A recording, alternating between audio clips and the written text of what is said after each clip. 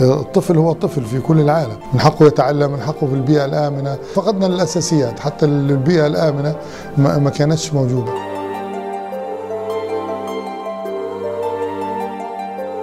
كان الأطفال يعني هم الأكثر تأثرا ناهيك عن تأثر الجميع.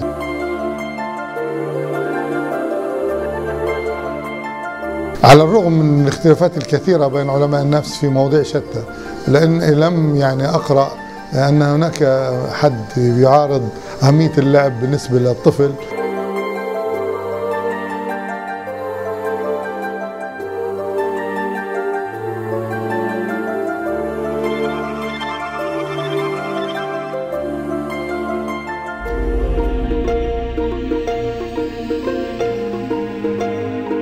تعرض قطاع غزة لحرب شرسة حوالي 50 يوم. كان الأصوات، الانفجارات وهدم البيوت، يعني مشاهد مرعبة للجميع، للكبار وبالذات للأطفال. هذا يعني سبب آلام نفسية إنجاز التعبير يعني مؤلمة جدا، منها على سبيل المثال للحصر الفقدان. الطفل يعني فقد بيته وفقد أقاربه، فكان هذا يعني ألم نفسي عام، ناهيك عن الأشياء يعني له بيت، له كتب، له دفاتره، له ألعابه. طبعا كل هذا يعني في جملته يعني بيزيد من المشقة أو الألم النفسي. هذه الصدمات أنها بتاخذ أعراض مختلفة، يعني ممكن يكون التبول اللا إرادي، ممكن الانطواء والوحدة والقلق والكوابيس والخوف وعدم المشاركة والعزوف عن الدراسة. طبعا هذا له تأثير سلبي حتى عند الكبار، اهتزاز ثقته بنفسه. يعني نضرب مثال، احنا تو قلنا انه هذا الخوف الشديد يسبب عنده التبول اللا إرادي.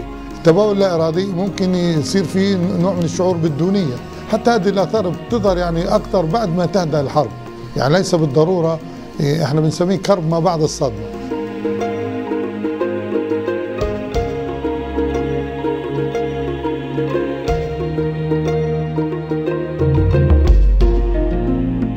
الطفولة تنتهك بشكل فظيع. يعني في قطاع غزة الطفل مظلوم جدا في الظروف العادية، فما بالنا بنتكلم عن حرب يعني شديدة فيش فيها توازن في القوى إنجاز التعبير، وكمان حصار اقتصادي، ويمكن في بطالة تصل إلى 40%.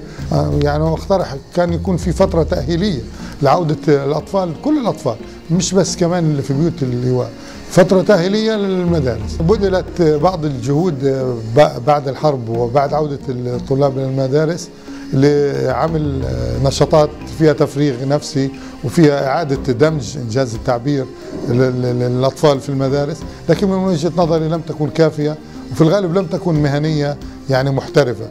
وطبعا هو يحتاج إلى إمكانيات، يمكن يكون هذا العذر الوحيد من وجهة نظري، إنه مش متوفرة هذه الإمكانيات.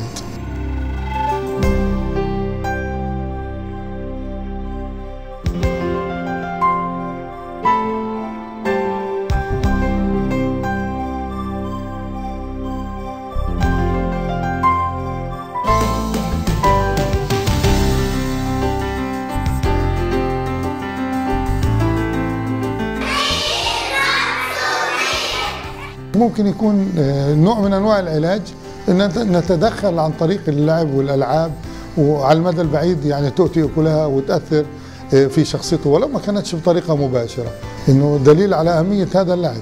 فأنا بس بأكد على أهمية اللعب حتى في الحياة عموما بدون حرب. نتكلم عن أسس الشخصية، إنه حيتكون من خلال هذا اللعب، مكان أو مجال في ألعاب موجهة ويقوم عليها مرشدون نفسيون واخصائيين اجتماعيون وهي هادفة. فإن شاء الله هذه بتكون نوع من أنواع التفريغ النفسي، ممكن يعود إلى المسار الطبيعي ويكون عنده قدرة على التوافق والتكيف.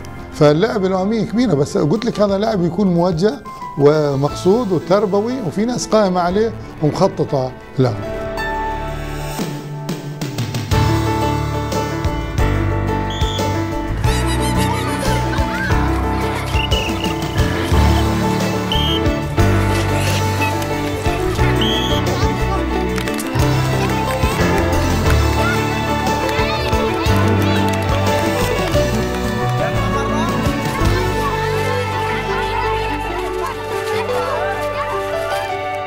الطبيب النفسي هو اللي بيحدد خطة العلاج، والأخصائي النفسي الأخصائيات النفسيات هم بيلتزموا بهذه الخطة اللي بتكون بنسميها الخطة الفردية، يعني بتفصل لكل واحد طريقة معينة، مش لعب جماعي.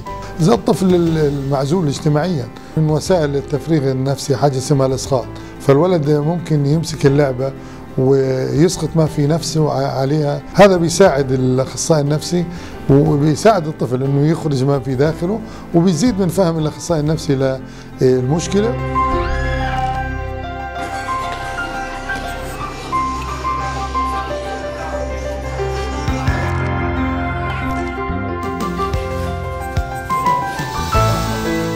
يعني بهذه المناسبة هذه فرصة طيبة ان نشكر قافلة الألعاب اللي من إيرلندا والعالم الحر اللي ما قدموه لأطفال غزة، لأن هذا مهم جدا، وإن شاء الله يعني تكون هذه بداية لدول أخرى ومؤسسات أخرى لدعم أطفال غزة في هذا المجال. مجرد شعور الإنسان أن الآخرون أو أن الآخرين يشاركوه في آلام وأحلام وكذا، هذا بيرفع من معنويته وبيشعر وبيشبع حاجة الانتماء والتعلق بالآخرين.